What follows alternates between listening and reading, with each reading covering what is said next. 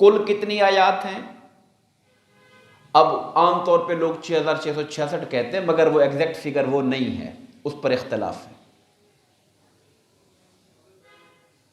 6000 سے اوپر آیتیں ہیں، کچھ نے 6224 کہا، کچھ نے تھوڑا اور ذکر کیا۔ اب آپ کے ذہن میں خیال آئے گا آیتوں کی تعداد پہ کیوں اختلاف ہو گیا؟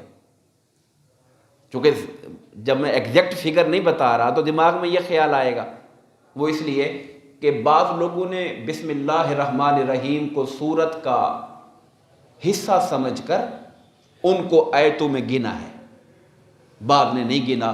114 کا فرق تو یہاں پڑ جائے گا۔